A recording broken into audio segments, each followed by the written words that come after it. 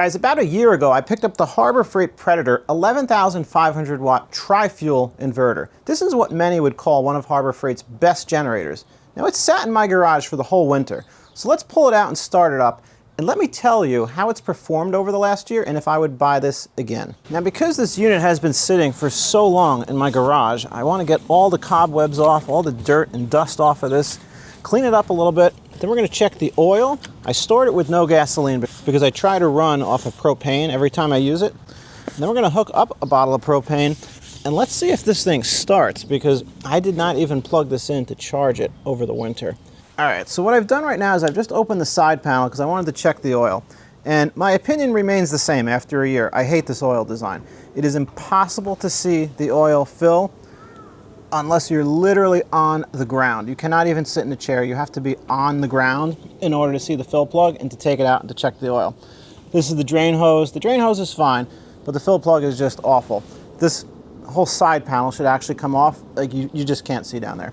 But I checked the oil, everything's looking good. I just want to show you again the panel that I removed. Look at the thickness of this foam. That really helps with the noise. And in fact, we'll take a decibel reading in a few minutes when this hopefully starts.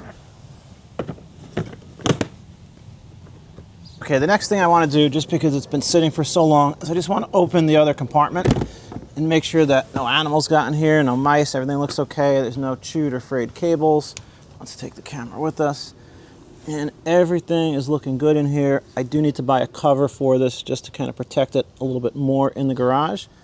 Well, yeah, everything's looking good. I don't see anything concerning in here at all. And then, just so you guys know, this is your manual choke override, so should you have a dead battery, which hopefully we don't, but we'll find out in a minute, we may have to use that override to start the unit up. Okay, so I've just gone ahead and repositioned the unit a little bit so that we don't blow the exhaust into the garage. And what I'm going to do now is just hook up the propane tank. I hope that this is going to start. If it does not start, we have a few options. We can either use the recoil starter, which is fine, or we can put this on the charger, let it charge for a while. I'm going to be optimistic that this is just simply going to start, even though it has sat for the entire winter. Propane is hooked up. Let's turn the tank on. Tank is on. We're probably going to have to start this more than once to purge all the air. Did not see any lights come. Oh, we got a light coming on, so that's good. Let's press. You got to press this twice.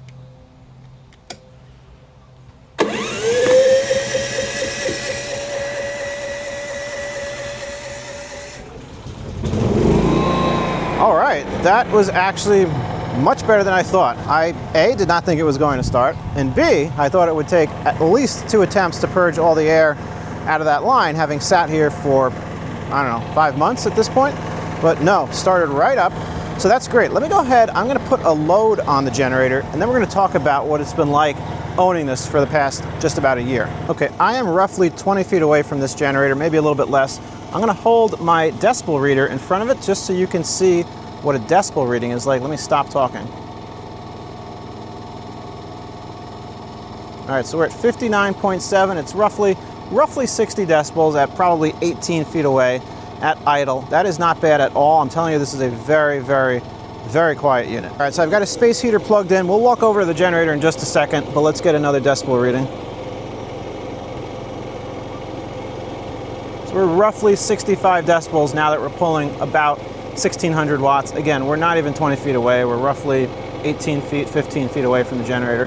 Let's walk over to it and let's take a look at how much power it's pulling. And then I really want to tell you about the last year of ownership.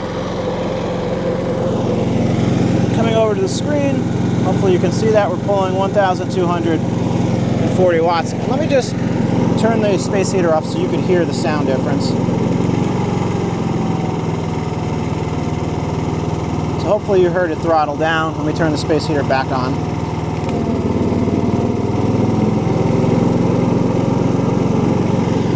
That's pretty much the sound. So that started up really, really easy, much easier than I anticipated. But let's talk about what the last year has been like, because when a lot of people do reviews on generators like this, they take it out of the box, they tell you how wonderful it is because it's only an hour old, and then you never hear from them again. I don't want to be that person, so that's why I want to follow up almost a year later to tell you what's going on, what I like, what I don't like, and what I still have to do. So let's just jump right into it. I love that this unit is super quiet. I've had no issues, as you can see, even sitting all winter. It has started with no issues at all.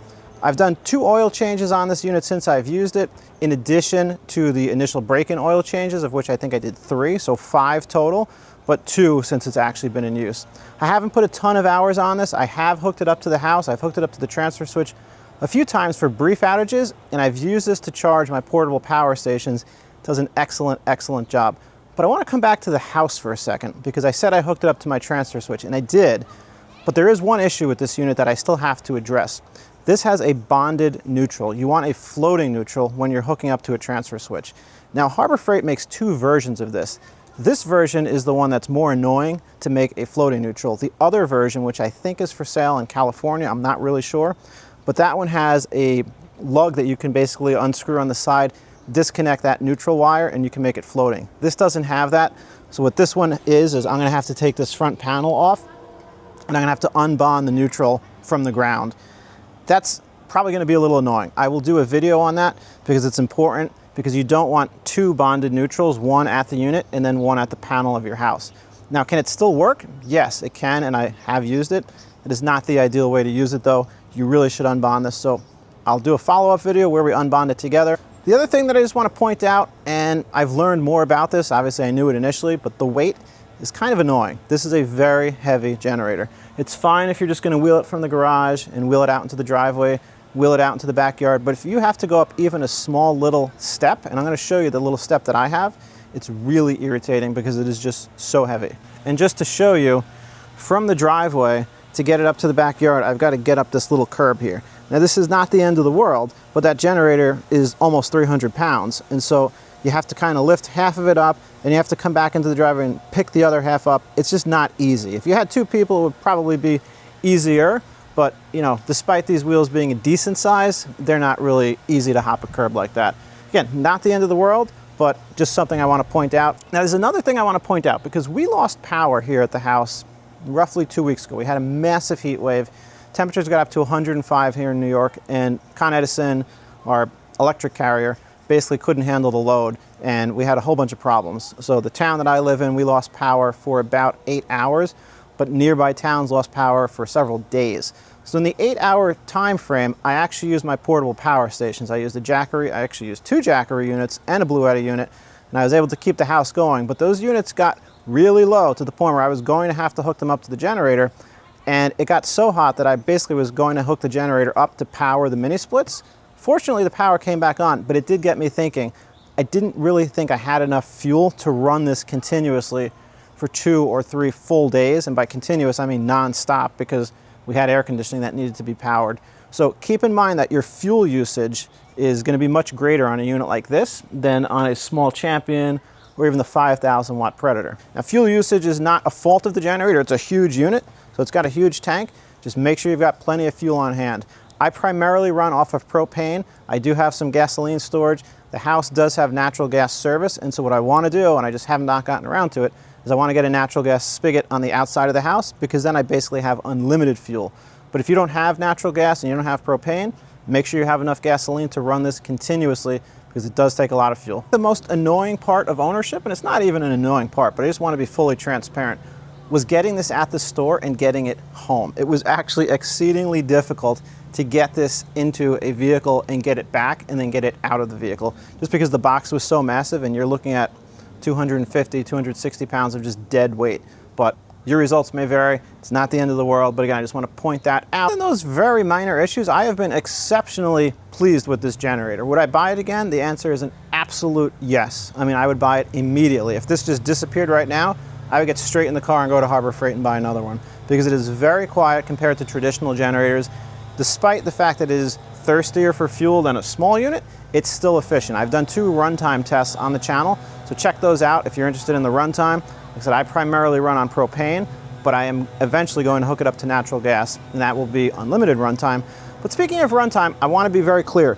This can run continuously for quite a long time, but you really should change the oil every 50 to 100 hours. In my opinion, do it every 50 hours if you're running this continuously. It's a small engine. It is so easy to change the oil. So change the oil often. But other than that, absolutely, I recommend this. Very quiet, very efficient. It's pure sine wave inverter. But remember, it is a bonded neutral. You want to unbond that if you're hooking it up to a house transfer switch. And another thing I just want to point out, because I do think it is important, if you're picking this up as a first-time generator user and you've never had a generator before, you obviously can plug your devices directly into the front. You can do a transfer switch, or you can do a whole panel interlock. I happen to have a transfer switch because at the time that was more popular than the whole panel interlocks, and I had a smaller generator, so I wasn't powering 240 volt devices or appliances. This is obviously 240 volt and it can power a lot, including the mini splits, central air if you have a soft start kit. What I would suggest if you're new to generators and you're picking this up, get a whole panel interlock and get a 50 amp inlet plug as opposed to the L1430R 30 amp that I currently have. This has a 50 amp outlet. You can easily plug into it. You can supply a lot of power. And if you ever need to get a smaller generator, you can get adapters to go from a 30 amp output to a 50 amp input in terms of the correct cabling. Guys, if you have any questions, ask them below, leave them in the comments, like, subscribe, hit the notification button. I answer every single question and comment. So if you're interested in this unit, if you have this unit, I'm interested to hear how it's performed well for you. I have not needed to use this for any extended amount of time. I've used it for several hours, but I've never needed to use it for days. I actually do hope the occasion shows up though, because I am very excited to use this. And if I ever do have to for an extended stretch, I will definitely do a video, let you know how it performs, and we'll do some oil changes along the way. Guys, thanks for watching. I'll see you on the next one.